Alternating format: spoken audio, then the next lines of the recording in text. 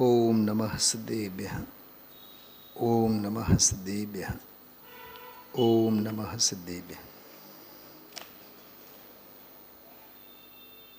નમો વરંતાણમ, નમો સિદ્ધાણમ, નમો આયર્યાણમ, નમો વજ્જાયણમ, નમો લોહે સવસાવણ.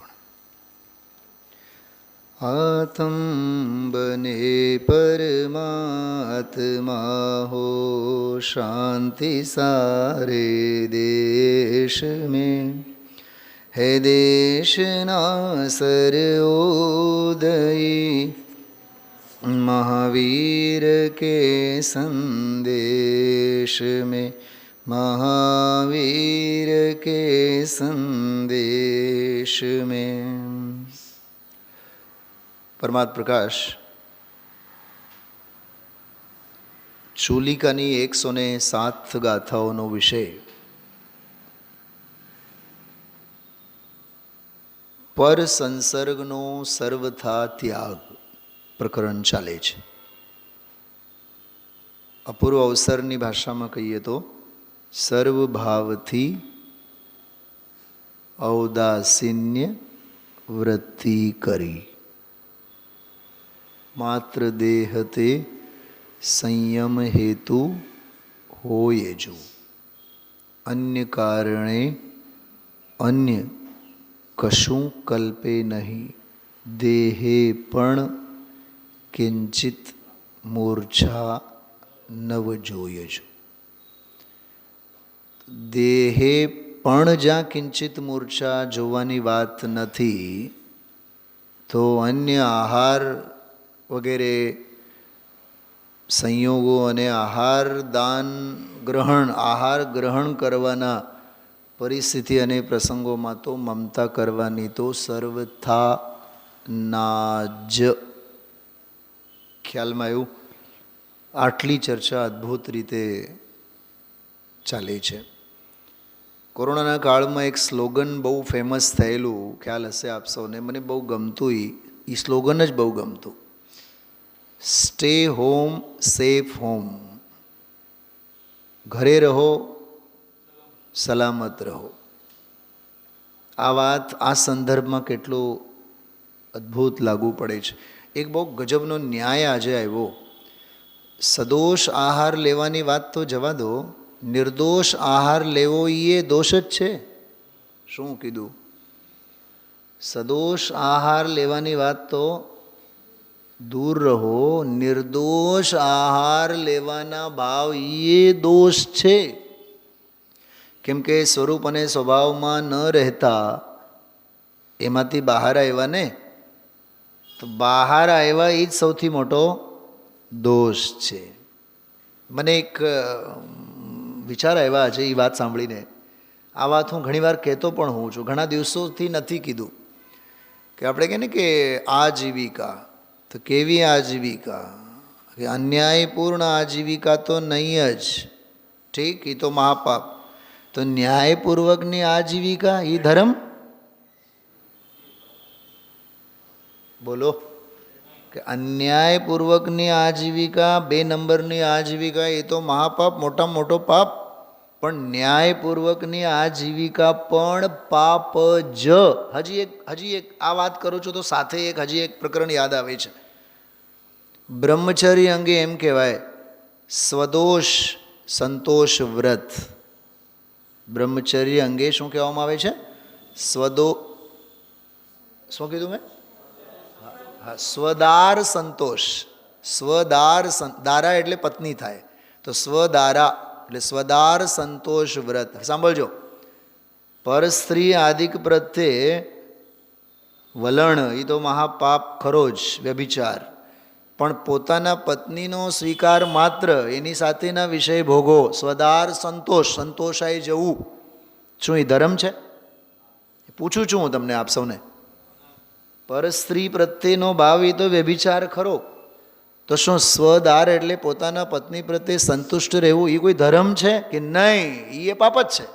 ઓલો અન્યાયવાળું પાપ, ઓલું ન્યાયવાળું પાપ. જેમ આજીવિકામાં અન્યાયવાળી આજીવિકા એ મહાપાપ અને ન્યાયવાળી આજીવિકા એ મહાપાપ. કાલે મેં જે કીધું હતું સ્વાધ્યાયમાં કે આહારચર્યા આદિકની પરિસ્થિતિ તો સાધકને માટે મજબૂરી છે. 18 દોષો છે ને, 18 દોષો.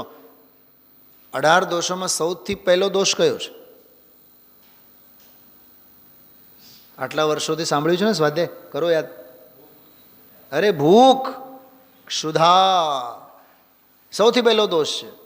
ભૂખ જેવી કોઈ ભૂંડી નથી. આજે બંબઈના ધક્કા છે ને એ ભૂખને લીધે જ છે. હા, ટ્રાફિકની વચ્ચે મંદિર જવાય નહીં, 6, 7, 8, 10મી માળેથી નીચે ઉતરાય નહીં. બોલો,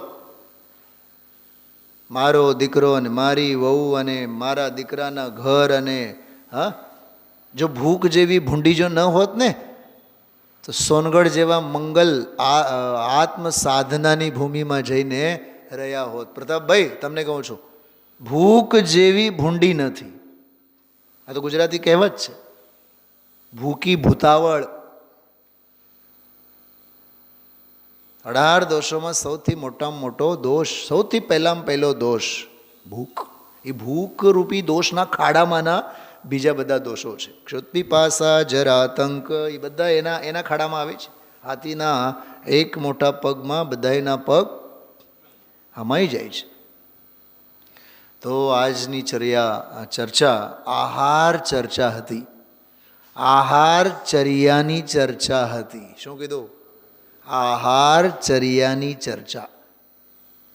હજી એક વાત સાંભળો, સ્ક્રીન ઉપર તમને શબ્દ દેખાય છે અભયદાન. અભયદાનની આજની અપૂર્વ ચર્ચા હતી. અભયદાન લેનારા કેવા અને અભયદાન દેનારા કેવા. અભયદાન લેનારા સ્વીકારનારા કેવા અને અભયદાન દેનારા કેવા. પણ એક ગજબની વાત એ છે, શ્રાવક આહાર દાન આપે છે અને શ્રમણ શ્રાવકને માટે અભયદાન આપે છે. શું કીધું? શ્રાવક કયો દાન આપે છે? આહાર દાન. પણ વળતરમાં મુનિરાજ શ્રાવકને માટે કયો દાન આપે છે? અભયદાન. ખરેખર તો અભયદાનના દાતાર મુનિરાજ છે. કેમ કે શ્રાવકે તો મુનિરાજની દેહની સ્થિતિ માટે પૌદ્ગલિક આહાર વ્યંજન આપ્યા છે. અને નિર્ગ્રંથ મુનિ ભગવંત તો શ્રાવકને માટે માર્ગની અભિવ્યંજના આપી છે. બહુ માર્મિક શબ્દ બોલ્યો, હો, ધ્યાન રાખજો. ઓલો વ્યંજન, વ્યંજન એટલે આહાર, ઓલી અભિવ્યંજના. માર્ગની અભિવ્યંજના શ્રમણે શ્રાવકની થાળીમાં પીરસી છે, જ્ઞાનરૂપી થાળીમાં પીરસી છે, શ્રદ્ધારૂપી થાળ ભરી ભરીને પીરસી છે. કેટલું સમજાણું આમાં? તો સાચો અભયદાન દાતા તો કોણ છે? અભય એટલે પ્રાણ. તો ચૈતન્ય પ્રાણના દાન કોણે આપ્યા? કે મુનિરાજ આપ્યા. ખ્યાલમાં આવ્યું? હા, આપ સૌને ખ્યાલ છે? જિનેન્દ્રશન છે ને આપ સૌ પાસે? ઝડપથી દેવશાસ ગુરુની પૂજા, એની જયમાલા કાઢો. દેવશાસ ગુરુની પૂજા, એની જયમાલા, પાના નંબર 90. મારી પાસે જે છે એમાં 90. તમારી પાસે જે નવા પુસ્તકો હશે આગળ પાછળ જોઈ લેજો. હે ગુરુવર શાશ્વત સુખ દર્શક, यह नग्न स्वरूप तुम्हारा है, जग की नश्वरता का सच्चा दिग्दर्शन करने वाला. મારે આપ સૌને કેવળ આ એક જ પંક્તિનો અર્થ કરવો છે, જગ કી નશ્વરતા કા સચ્ચા દિગ્દર્શન કરને વાલા. મારે બીજી કોઈ લીટી વાંચવી જ નથી, સમજાવી નથી, કહેવી એ નથી.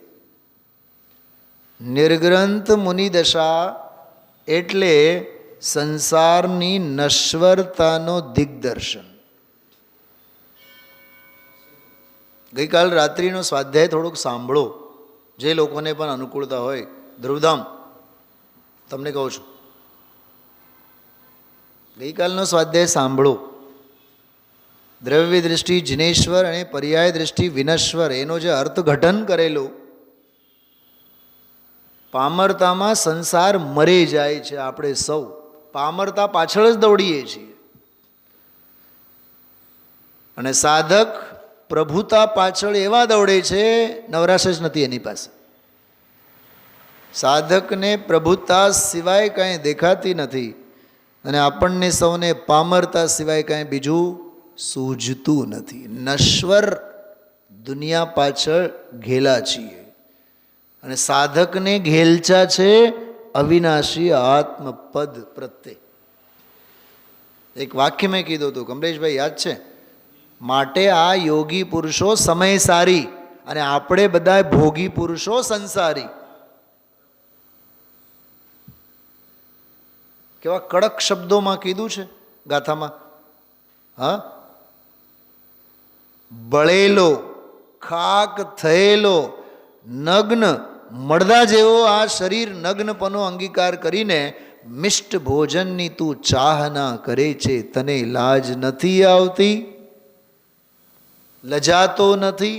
શરમ નથી આવતી? આ શબ્દો યોગિંદુ દેવના. અચ્છા, આ વાત યોગિંદુ દેવ કોક મુનિરાજને કહે છે એમ જ લેવાનો કે સીધી વાત સોસરવાટ આપણને ઉતરવી જોઈએ?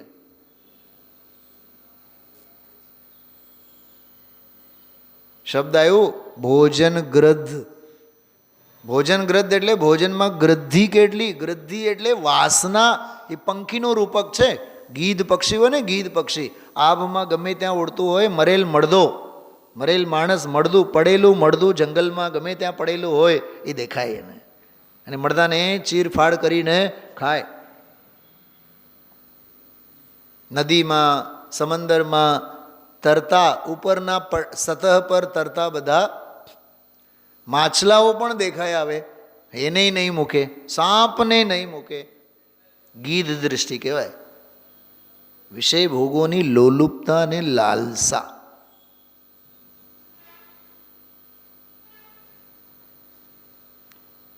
બહુ ગંભીર ચર્ચા. હે ગુરુવર શાશ્વત સુખ દર્શક નગ્ન સ્વરૂપ તુમારા હૈ, જગ કી નશ્વરતા કા સચ્ચા દિગ દર્શન કરને. એક બીજો એક વિચાર આવ્યો કે આ જગતની નશ્વરતાનો દિગ્દર્શન કરનારા મુનિરાજ છે, બરાબર, પણ એના દર્શન શ્રાવકને ક્યારે થાય? થોડુંક વિચારો, બોલતાની ઉતાવળ નહીં કરતા. કમલેશભાઈ બોલશો? વિચારીને બોલો થોડુંક. હા, ફરીથી હું બોલું છું, જવાબ તમારે આપવાનો. સંસારની નશ્વરતા, અસારતાના દર્શન મુનિરાજ કરાવે છે, પણ મુનિરાજ જે સંસારની અસારતાના દર્શન કરાવે છે, શ્રાવકના જીવનમાં એનો અહોભાગ્ય ક્યારે જાગે છે કે સંસારની અસારતાના દર્શન મુનિ દશામાં એ કરે? ક્યારે ક્યારે એને એ દર્શનના સૌભાગ્ય મળે છે એમ પૂછું છું. નહીં નહીં નહીં નહીં નહીં નહીં ચાલતો વિષય એના સંદર્ભમાં.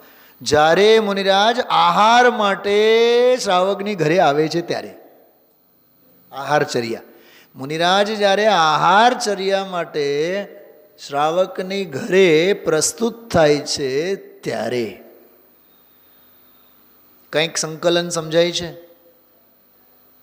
દિગ્દર્શન તો ઓલા કરાવે છે, પણ એ દિગ્દર્શન કરવા માટે કાંઈ જંગલમાં તો શ્રાવક જવાના નથી. આજીવિકા કેદી કરશે? બાયડી છોકરાના પેટીયું ક્યારે રળશે? નવો રોજ ક્યાં છે?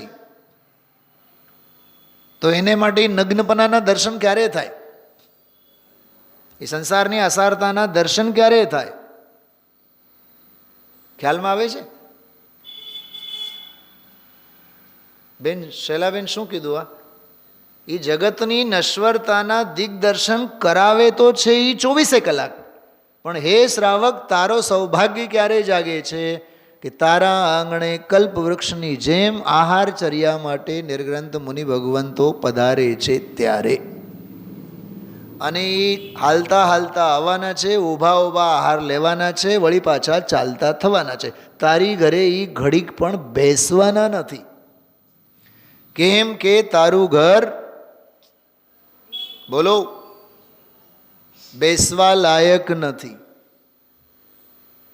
અને આપણી ઘરે જે સાધર્મી વિદ્વાન કે ત્યાગી તપસ્વી બાલ બ્રહ્મચારી જીવો નથી આવતા, એનો અર્થ જ છે કે આપણું ઘર એ પુણ્યના પરમાણુઓને લાયકે નથી. પશ્ચાતાપ થવો જોઈએ. હું તો હજારો વાર કહું છું વિધાન પૂજાના સંદર્ભમાં વગેરે, આપણી ઘરે કોઈ સાધર્મી આવે તો સમજી લેવાનું સાક્ષાત જૈન ધર્મ આવ્યો. એ આમના પુત્ર વધુ, જ્યારે હું પરિશ્રમ પર્વમાં ગયો હતો, કમલેશભાઈ આ પ્રતાપભાઈના પુત્ર વધુ રોજ મારી પાસે આવે, મને કહે સુનિલભાઈ ધોવાના કપડાં હોય તો આપો. તો મને એ વિચારે કે આ જીવને ભોજન માટે બોલાવવાના ભાવ એ તો ઠીક, ઘરે બોલાવવાના ભાવ એ તો ઠીક, પણ ત્યાં સુધી કે વિદ્વાનના કપડાં ધોઈને પણ આપણે વૈયાવૃત્તિ કરીએ એવા ભાવ. પણ હરામ મેં દીધા નહીં એને કપડાં. કેમ કે આપણો તો નિયમ છે પરિશ્રમ પર્વના દિવસોમાં એ કપડાં ધોતા જ નથી આપણે. 10 દિવસના ભલે ને 5 જબ્બા લેંગા આપણે રાખવા પડે, પણ એ આરંભી હિંસા આપણે નહીં જ કરવાની. ઇસ્ત્રી બિસ્ત્રી ડીસી બીસી તો એ તો નહીં જ. નિરારંભી જીવન. અરે દેશ અને કાળ મુજબ આપણો ભાવ, શું કીધું? દેશ અને કાળ મુજબ આપણો ભાવ. શિખરજી યાત્રા માટે આપણે જઈએ, શું કપડાં ધોવાના? ક્ષેત્ર કેવો, ત્યાંના દ્રવ્ય કેવા, અને યાત્રા વખતનો કાળ કેવો, તો તારા ભાવ કેવા?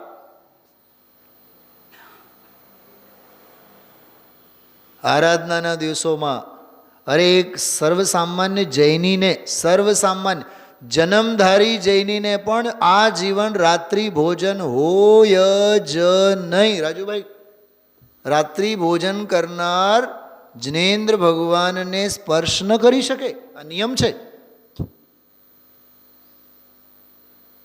મુનિરાજના ચરણ સ્પર્શ ન કરી શકે, મુનિરાજને આહાર ન આપી શકે રાત્રિ ભોજન કરનારો. અન્યાય અનીતિ અને અભક્ષ સેવનાર. રાત્રિ ભોજન અભક્ષસ તો છે, બીજું શું છે? કે માંસ માછલા ઈંડા ખાવા એ જ અભક્ષ છે એમ નહીં. ભક્ષ પદાર્થ પણ કાળનો વિવેક ન હોય, રાત્રિ જો કરવામાં આવે, આહાર ચર્યાનો ભાગ છે ને, કાળ દોષ છે. કાળ સર્પ દોષ. કયો દોષ? કાળ સર્પ દોષ છે. દિવસે બનાવેલો આહાર રાત્રે ખાઓ. અરે રાત્રે બનાવેલો આહાર દિવસે ખાઓ તો એ રાત્રિ ભોજનનો મહાન દોષ છે. અને રાત્રિ ભોજનને અમૃતચંદ્રાચાર્ય દેવે માંસ ભક્ષણમાં લીધું છે પુરુષાર્થ સિદ્ધિભાઈ શાસ્ત્રમાં. ફરીથી બોલું છું, જે લોકો પણ રાત્રિ ભોજન કરતા હોય, આ વાત બહુ કાન ખોલીને સાંભળજો. રાત્રિ ભોજનને માંસ ભક્ષણ, માંસાહારીના આહારમાં અમૃતચંદ્રાચાર્ય દેવે મૂકેલ છે. જેમની આપણે આત્મખ્યાતિ બહુ ચાવથી સાંભળીએ છીએ, એ આત્મખ્યાતિની ટીકા લખનારા રાત્રિ ભોજનને માંસ ભક્ષણની કોટીમાં રાખીને શાવકાચારનો પણ ઉપદેશ આપેલો છે. તો અભયદાન મુનિરાજ આપે, ચૈતન્ય પ્રાણદાન તું ભગવાન છે. સાંભળો, શ્રાવક આપે આહાર. સાંભળજો, બહુ જોરદાર વાક્ય બોલું છું. શ્રાવક આપે છે આહાર અને શ્રમણ આપે છે નિરાહાર. શું કીધું? શ્રાવક આપે છે આહાર દાન, અને મુનિરાજ શ્રાવક માટે આપે છે, શ્રમણ શ્રાવક માટે આપે છે નિરાહાર પદનો દાન. છે ને ગજબની વાત? એટલે ઓલી ટીકામાં બધી વાત આવી કે દેહ થકી તો તપ પળાય. તો દેહની સ્થિતિ માટે શ્રાવક આહાર આપે છે, તો માત્ર આહાર નથી આપતો, જાણે કે તપનું દાન કરે છે. અને તપ વડે પમાય છે મુક્તિ. તો તપનું દાન શું કર્યું? સાક્ષાત એમણે તો મોક્ષનું દાન કર્યું. શું કીધું? શું સમજાણું? બતાવો. કોઈ નદીમાં ડૂબતો હોય, નદીમાં કોઈ ડૂબતો હોય, હવે એને આપણે લાકડા કે નાવ કે હાથ લંબાવી કે રસ્સો એની પાસે ફેંકીએ અને રસ્સા વડે કે હાથ વડે એને ઝાલીએ અને બચાવીએ. આપણે શું કર્યા? મરતાને બચાવ્યા. એક વાત, ડૂબતાને ઉગાર્યા. પણ ડૂબતાને ઉગાર્યા, મરતાને બચાવ્યા, એનો અર્થઘટન શું છે? એકને આપણે જીવન દાન આપ્યું. એ બચેલો છે એના આયુષ્ય, પણ બચાવનારા શુભ ભાવો ઉપર આરોપ એવા આવે કે તમે બચાવ્યા. ખ્યાલમાં આવ્યો? મુનિરાજને આહાર દાન મળે છે એમના સાતા અસાતાના ઉદય સંજોગે, જેની જેવી ઉદીરણા 6 મહિના સુધી આહાર માટે નીકળે. તીર્થંકર જેવો જીવ 6 મહિના માટે આહાર દાન માટે નીકળે તો એ અસાતા કર્મની એવી ઉદીરણા હતી કે કોઈને આહાર દાનની વિધિની ખબર જ ન મળે. કોઈ કન્યાને આપે, કોઈ ગાયને આપે, કોઈ ભેંસને આપે. હું આદિનાથના કાળની વાત કરું છું. અસાતાનની ઉદીરણા એવી કે કોઈના મગજમાં આહાર દાનની સૂઝ જ ન પડે. અને જેમ સાતા કર્મની ઉદીરણા ચાલુ થઈ એટલે ઢગલા બંધ સાતા કર્મના ઉદય આવ્યા. 6 મહિના પછી રાજા શ્રેયાંશ જાગી ઉઠ્યા. હતા તો ખરા જ ને, એ જ નગરના, હસ્તિનાપુર નગરના એ જ રાજા. 6 મહિના પહેલાં એને કેમ ખબર ન પડી? હવે કેમ એને ઇક્ષુ રસનો આહાર દેવાનું હુજું? બિલકુલ એવી જ વાત છે. 66 દિવસ પછી સૌધર્મને, ઇન્દ્રભૂતિ ગણધરને કેમ બોલાવવાનું હુજું? એના પહેલાં કેમ ન સૂજું? એનો જવાબ છે થવા કાળ. દેશના ખરવાનો યોગ 66 દિવસ પછી, એમ 6 મહિના પછી આહાર મળવાનો કાળ છે ને. ગજબની વાત. હા,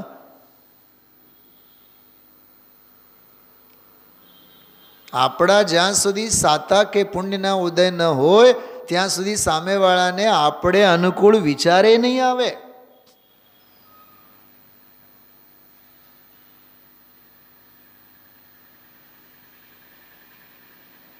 અને આપણો પાપનો ઉદય જ્યાં સુધી હોય, લાખ સારા કામ કરો, સામેવાળાના મોઢામાંથી અહોભાવ નહીં આવે.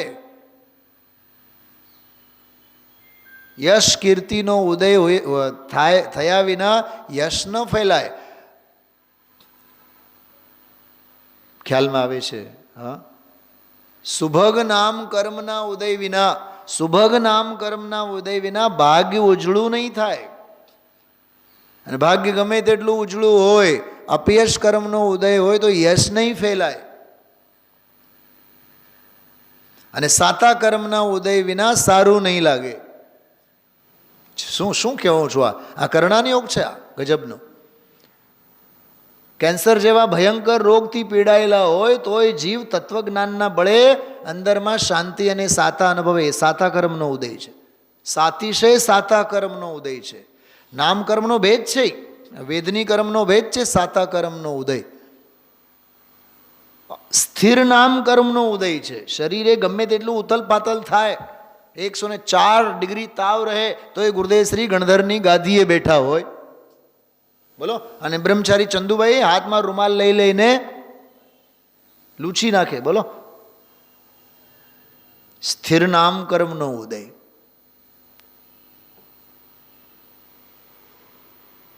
અને મારી વાત લો ને, ગઈકાલ રાત્રે 102 તાવ, 11:30-12 વાગે. કમલેશભાઈ મને તો એમ થયું કે આ માંડ તો આપણે સ્વાધ્યાય ચાલુ કર્યો ને આજે બધો અંતરાય વળી પાછો. અને સવારે ઉઠ્યા આમ બિલકુલ ચક્રવર્તીની જેમ,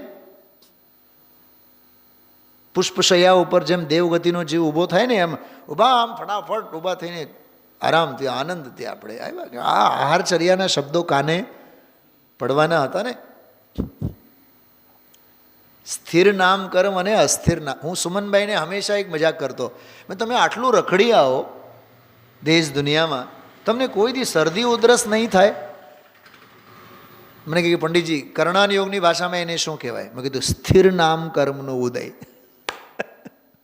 ધાતુ અને ઉપધાતુ જે છે ને શરીરમાં, એ ધાતુ અને ઉપધાતુ વાત પિત્ત અને કફ વગેરે એ ગમે તેટલું તમે રખડો, ગમે તેટલી બહારની આબોહવામાં પરિવર્તન થાય પણ ન શરદી ન ઉધરસ ન તાવ કાંઈ નહીં, એક છીંકે નહીં આવે. સમજી લેવાનો સ્થિર નામ કર્મનો ઉદય. અને સ્થિર નામ પ્રકૃતિ છે, પુણ્ય પ્રકૃતિ. આપણે વાતે વાતે હાય હાય હાય હાય હાય હાય, ગાડીની ચાવી અહીંયા મૂકેલી હોય અને રખડી ગયા, ત્યાં પહોંચી ગયા, હાય હાય મારી ચાવી ક્યાં ગઈ? ચાવી ક્યાંય નથી ગઈ, તારી બુદ્ધિ ગઈ છે. ભૂલાણી છે તારી બુદ્ધિ. ચાવી તો જ્યાં છે, જ્યાં મુકાયેલી છે ત્યાં જ મુકાયેલી છે. અલીના ગઈ મેળામાં ફરવા માટે આત્મનને લઈને. આમસ્તે આત્મા તો ભૂલાણો જ છે. સ્ટેજ ઉપર જઈને પોલીસવાળાને કહે કે મારો છોકરો ગુમાયેલો છે, ગુમ થયેલો છે. ગોતવા ગોતવા પોતે જ મેળામાં વહી ગઈ અને બાળક તો જડી આવ્યો કોક પાસે. અને એ પોલીસ પછી હાથમાં, આ આત્મન નામનો બાળક કોકનો ખોવાયેલો છે. સાચું કહો, બાળક ખોવાયેલો છે કે માં ખોવાયેલી છે? પ્રતાપભાઈ બોલો. બાળક તો પોલીસના હાથમાં જ છે ને, મંચ પર છે ને, લાખો લોકો જુએ છે ને એને. જેને હાથમાં પકડીને એમ કહેવાય છે કે આ ખોવાયેલો છે, એ તો છે, ઠેકાણે જ છે. ખોવાયેલા તો આપણે છીએ. अपने को आप भूल के हैरान हो गया. કમલેશભાઈ, સામે હોય, સામે છે પણ નજર નથી નાખતા, એનો અર્થ છે આપણી દુર્બુદ્ધિ, અભાગિયાપણું છે. તો મુનિરાજ આંગણે આવે, સંસારની નશ્વરતાના દિગ્દર્શન કરાવે. પણ એ એક જ ઇન્સિડન્ટ છે, આહારદાનનો પ્રસંગ. એટલે પંચકલ્યાણકોમાં સૌથી મોટો આકર્ષણ શ્રાવકને માટે આહારદાનનો હોય અને હોવો જોઈએ. जब जग विषयों में रच पच कर गाफिल निद्रा में सोता हो, अथवा वह शिव के निष्कंटक पथ में विषकंटक बोता हो. ઘણી વાર એવું થાય ને, આપણું ચિત્ત બહુ શાંત હોય, તત્વજ્ઞાન સાંભળીને આપણું ચિત્ત ઘણું શાંત થયેલું હોય. એવા કોઈ અપાત્ર પાત્ર આપણને મળી આવે અને મગજમાં એક બે વિચારો નાખે, સંઘરેલી બધી શાંતિ. સાચું કહો, આવું થાય છે કે જીવનમાં? કમલેશભાઈ તો રોજ કહે છે. અહીંયા આપણે ગુરુદેવશ્રીનું સાંભળીને, આવું સરસ મજાનું તત્વ સાંભળીને શાંત થઈને પરમ ગંભીર ભાવે આપણે નીકળ્યા. ને એવા કોઈ ઓકળા આપણને મળી આવે, તમે કાલે કાંઈ લગ્નમાં દેખાણા નહીં, બસ પૂરું. સમોસણમાં બેસીને આવ્યા અને સામેવાળાએ જે ટપકો મૂક્યો એને લીધે ન જાને હવે 56 ભોગ કેવા ભોગ્યા હશે. રિસેપ્શનમાં જઈને પહોંચી ગયા. વળી પાછું એ ઉમેરે, એ તો તમારો હાવ હગ્ગો કહેવાય ને, તમારે તો આવાય, તમારે તો આવવું જ જોઈએ. વળી પાછું ચાબકા મારે. અલૌકિક સંજ્ઞાનું પોષણ કરીને ગયા હતા, ત્યાં લૌકિક સંજ્ઞા માથે સવાર થઈ. અને વળી પાછું કહે ઓલો સામેવાળો, આમ તો કૃપાળુ દેવે કીધું છે કે લોક સંજ્ઞાએ લોકાગ્રે જવાતું નથી, તો શું કામ પથ્થર ખાંડો છો? શું કામ પથ્થર ખાંડો છો? તમારે તો હગ્ગા કહેવાય ને તમારે તો જવું જ જોઈએ, તમે તો હો જ. મને પહેલેથી જ એમ હતું કે તમે તો હશો જ. આને કહેવાય લોકગ્રદ્ધિ. અહીંયા ભોજન ગ્રદ્ધિની વાત ચાલે છે, આહાર ગ્રદ્ધિ. ગીધ પક્ષી છે. રામને યાદ રાખો, ગામને ભૂલી જાઓ. ખ્યાલમાં આવે છે? હા. जब जग विषयों में रच पच कर गाफिल निद्रा में सोता हो, अथवा वह शिव के निष्कंटक पथ में. માર્ગ નિષ્કંટક છે, તો એ માર્ગમાં કાંટા વાવવાના કામ જીવો કરે.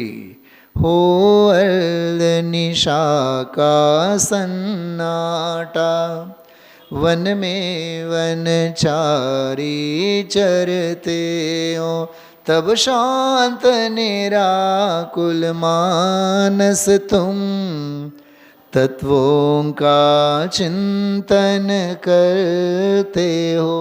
કેવું પવિત્ર જીવન. હા, करते तपशैल नदी तट पर तरुतल वर्षा की झड़ियों में. હવે જો समता रस पान किया करते सुख दुख दोनों की घड़ियों में अंतर ज्वाला हरती वाणी मानो झड़ती हो फूल झड़िया भवबंधन तड़ तड़ टूट पड़े खिल जाए અંતર કે કલિયા. હવે સાંભળો, અભયદાન અંગે મેં શું કીધું? શ્રાવક આહાર દાન આપે છે, શ્રમણ અભયદાન આપે છે. શ્રાવક શ્રમણને આહાર દાન આપે છે. શ્રાવક શ્રમણને આહાર દાન આપે છે અને શ્રમણ બદલામાં અભયદાન આપે છે કે જાઓ જુગ જુગ જીવો સ્વાનુભૂત્યા ચકાસતે. બરોબર? તો દાની કોણ થયા? સાચા દાની કોણ? ખરા દાની કોણ? કે શ્રમણ. આપી આપીને બધું જ આપી દે છતાં કાંઈ નહીં આપે, કેમ કે એમની પાસે આપવા લાયક કાંઈ છે જ નહીં. સાંભળો, આપવા લાયક કાંઈ નથી, બધું જ લેવા લાયક છે. જે લેવા લાયક છે એમાંથી જ શ્રાવકને માટે આપે છે. અને શ્રાવકને માટે આપવા લાયક કાંઈ નથી ધૂળ સિવાય. આપી કાંઈ નથી શકતો, આપતો કાંઈ નથી, પણ આપવાનો અભિમાન તો એવો લે છે કે જાણે કે અમે બધું જ આપ્યું. તો પરમાણુ એ નહીં આપ્યું, પણ તોય લોક વ્યવહારિક આહાર દાન શ્રાવકે આપ્યું. પણ જો આમાં શું કહે છે? तुम सादानी क्या कोई. હે મુનિરાજ, તમારા જેવા કોઈ દાની નથી. એક વાક્ય બોલું, શ્રમણ જેવા કોઈ દાની નથી, શ્રાવક જેવા કોઈ અભિમાની નથી.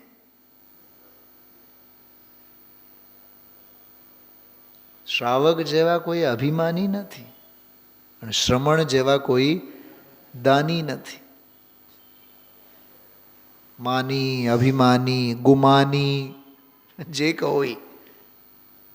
હા, तुम सादानी क्या कोई हो वाह जग को दे दी जग की निधिया दिन रात लुटाया करते हो सम शम की अविनश्वर. સમ એટલે સંભાવ, સમ એટલે વીતરાગ ભાવ, શમ એટલે સુખ. તો વીતરાગ આનંદ અને વીતરાગ સુખની અવિનશ્વર મણીઓ હે મુનિરાજ આપ આપો છો. તો સાચા અભયદાન. જો એક વાક્ય બોલું છું, સાંભળજો. શ્રમણ શ્રાવકના આંગણે આહારચર્યા માટે આવેલા છે અને શ્રાવકને નિરાહાર ચર્યા કરાવીને નીકળી જાય છે.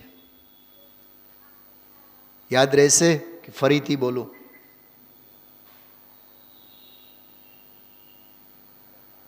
શું જોયા રાખો છો? બોલો તો ખરા. શ્રમણ મુનિરાજ શ્રાવકને ત્યાં શેના માટે આવે છે? આહાર ચર્યા માટે આવે છે. અને કઈ ચર્યા કરાવીને વયા જાય છે? શ્રાવકને નિરાહાર ચર્યા કરાવીને વયા જાય છે. તમે અમને આહાર આપ્યા, અમે તમને નિરાહાર પદ આપશું. તો કોણ મહાન થયા? હા, અચ્છા, દેહની સ્થિતિ માટે શ્રાવક આપે અને આત્માની સ્થિતિ માટે શ્રમણ આપે શ્રાવકને. દેહનું ભલું કરે શ્રાવક, આત્માનું ભલું કરે શ્રમણ. એક વખતની ભૂખ ભાંગે શ્રાવક, અને અનંત કાળ સુધીની ભૂખ ભાંગે શ્રમણ. હજી એક વાત, પૌદ્ગલિક આહાર આપે શ્રાવક અને આધ્યાત્મિક આહારનો પંચ પકવાન ખવડાવે શ્રમણ. ભૌતિક આહાર આપે શ્રાવક, આધ્યાત્મિક આહાર આપે શ્રમણ. પકડાય છે વાત? હા.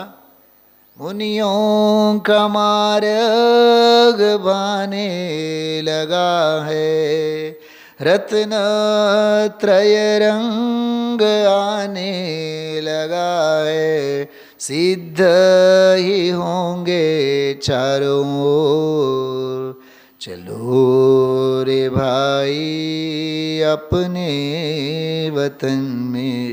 આ મુનિરાજની ઉક્તિ છે. મુનિરાજ એમ કહે છે કે ચલો રે ભાઈ અપને વતન મેં ચલો. મારી પાસે આ પંચકલ્યાણક પ્રતિષ્ઠા પૂજનમાં આહારદાનની પૂજા સંબંધી બહુ સરસ મજાનું કાવ્ય મેં કાઢી રાખ્યું છે, સાંભળજો. આહારદાનના પ્રસંગમાં શ્રાવકના ભાવ કેવા હોય.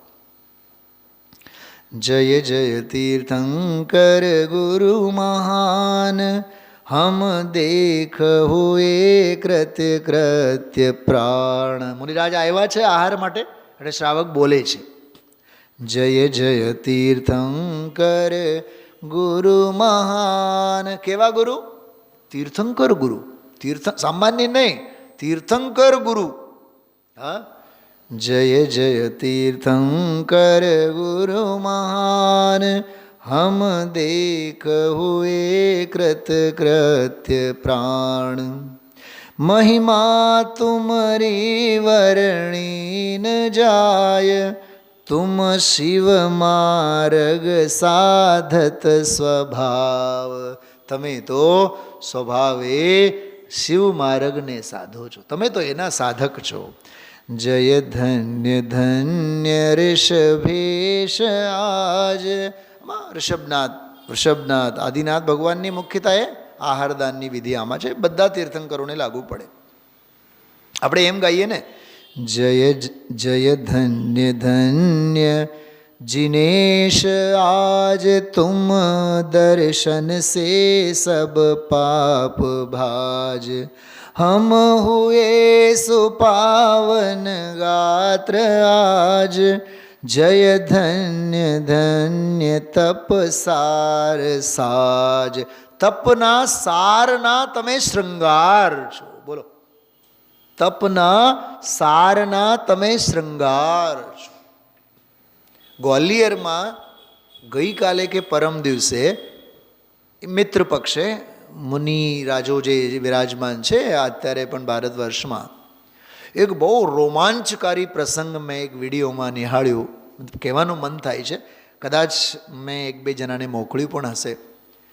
જાહેરાત કરવામાં આવી સભામાં, પંચકલ્યાણક પ્રતિષ્ઠામાં, કે જેની પાસે પણ સોનું અને ચાંદી હોય એ બધાએ તમે અત્યારે મંડપમાં આપી શકો. અને અત્યારે મંડપમાં સામે ઓલી ભઠ્ઠી હળગતી હતી, સીગડી નાનકડી, અને એમાં જીન પ્રતિમાનો આખો શું કહેવાય ખાંચો સાંચો જે મોલ્ડ, તો એમાં બ્રહ્મચારી બહેનો આ તે બધા આવીને ચાંદી બાંધી બધા નાખ્યા. વિધિન 2 મિનિટ આખી પ્રતિમા બનીને બહાર આવી. એક નહીં, બબ્બે પાર્શ્વનાથ અને આદિનાથ ભગવાનની પ્રતિમા, લાલ લાલ લાલ લાલ ભડક. એમાં એવું કમેન્ટ્સ હતું કે જૈન સમાજે જીન પ્રતિમાને રૂબરૂ તપીને બહાર આવતા નિહાળ્યા. મને તપ શબ્દ પરથી યાદ આવ્યું. जय धन्य धन्य ऋषभेश आज तुम दर्शन से सब पाप भाज. हम हुए सुपावन गात्र आज, जय धन्य धन्य तप सार साज. तुम छोड़ परे ग्रह भारनाथ. શું શબ્દ બોલે આપણે? હે જિનેન્દ્ર ભગવાન, તમે શેનો ભાર મૂકીને? પરિગ્રહનો ભાર મૂકીને તમે નીકળ્યા છો. તુમ છોડ પરિગ્રહ. આહા હા, એમને પરિગ્રહનો ભાર લાગે અને આપણને બોલો તો ખરા, બોલો પ્રતાપ કુમાર. જેમ જેમ પરિગ્રહનો ભાર વધે તેમ તેમ આપણને એમ થાય આપણે નિર્ભાર થયા, ડૂબી મરવાના. ગઈકાલ રાત્રે મેં એક વાક્ય કીધું હતું કમલેશભાઈ, આત્માર્થીને જેટલો લોક પરિચય વધુ એટલો અંતરાય. લોક પરિચયથી દૂર હટો. લોક સંજ્ઞા એ લોકાગ્રહે જવાતું નથી. કોન્ટેક્ટ લિસ્ટમાં દુનિયાના નામ, રાજુભાઈ તમારા કોન્ટેક્ટ્સમાં કેટલા નામ છે બતાવો, જાહેર કરો જાહેર. પંડિતજી 2000. અચ્છા એક સવાલ બીજો નાનકડો, એ 2000માં આપશ્રીનો કોન્ટેક્ટમાં નામ ક્યાં? આપણી જે લિસ્ટ છે ને કોન્ટેક્ટ લિસ્ટ, એમાં ગામના નંબર છે, રામનો નંબર. સાહેબ એ તો મારો જ મોબાઈલ છે ને, એમાં કઈ નામ હોય? એનું નામ તો અજ્ઞાન છે. અપને કો આપ ભૂલ કે હેરાન હો ગયા. આમ વિચારવું, આપણે આત્મમંથન કરવું. તુમ છોડ પરિગ્રહ ભારનાથ. વાહ. લીનો ચારિત તપ જ્ઞાન સાથ. આજે શબ્દો કેવા એવા, પરમ જીન યોગીશ્વર. વીતરાગ પરમ જીન યોગીશ્વર. વીતરાગ પરમ જીન યોગીશ્વર. તપોધન, બોલો મહાતપોધન. અહીંયા વાડી ધન, ગાડી ધન, ફાર્મ હાઉસ ધન. હા, ઘણા લોકો તો એમાંય બહુ મોહાયેલા હોય છે, 3 જગ્યાએ નોકરી કરું છું. ઘણા લોકો તો એમાં માને ઓલી ફેક્ટરી, અને ઘણા ફેક્ટરીવાળાનો તો હાલ જ બેહાલ છે. હા, શાપરે ફેક્ટરી છે, વેરાવળે ફેક્ટરી છે, મોરબી રોડ ઉપર છે. મારે વિઝિટ બધે કરવાનું. તું મુનિરાજની જેમ આહારચર્યા કર, વિઝિટ નહીં કર. હા, ભરતભાઈ જ્યોતિબેનના જે જમાઈ છે વિમલભાઈ, જામનગર, વિશાખાપટ્ટનમમાં ફેક્ટરી, મદ્રાસમાં ફેક્ટરી, દાર્જિલિંગ એ બાજુમાં ક્યાંક કલકત્તા બાજુમાં ફેક્ટરી ખોલી, શાપરમાં છે, વેરાવળમાં છે. મેં કીધું વિમલભાઈ તમે ખાવાના કેટલા અને ભેગા લઈ જવાના કેટલા? વિચાર તો કરો. લઈ જવાની ભોગવી શકવાના નથી અને લઈ જવાની સગવડતા નથી. અને કૃપાળુદેવ એમ કે 2 રોટલા અને છાશની સગવડતા થઈ એટલે મારી આજીવિકા પૂરી. ફેક્ટરીવાળા તમને પૂછું છું, ક્યાં લઈ જવાનું છે વિચાર કરો. ચલો આપણે ક્યાં લઈ જવાના છીએ તો વિચાર કરો, પણ જે ગયા છે કેટલું લઈ ગયા છે વિચાર કરો. બધું મૂકી મૂકીને જ ગયા છે ને બધા, મુકાયેલા જ છે ને બધા. એટલે ખરેખર કમલેશભાઈ ગાથાઓ દેખાય છે? હા, હેલો, જો આ દેખાય 210, 11, 12 અને 13 અને 14. આ ગાથાઓ ગુરુદેવશ્રી યાદ કર્યા હતા આજે. આ ગાથા યાદ કરી હતી આજે. બોલો ને, ધર્મને નહીં ઈચ્છે. ધર્મ એટલે પુણ્ય. આ મૂળ ગાથામાં ધર્મ શબ્દ છે. જો અનિચ્છુક કયો અપરિગ્રહી જ્ઞાની ન ઈચ્છે પુણ્યને. કેમ? પુણ્યનો જ્ઞાયક રહે એટલે પુણ્યને નહીં ઈચ્છે. એમ જ્ઞાનીને ઈચ્છે પાપને. કેમ? કેમ કે પાપનો જ્ઞાયક રહે. જ્ઞાનીને ઈચ્છે અશન. અશન એટલે આહાર. આહારને ઈચ્છતા નથી. કેમ?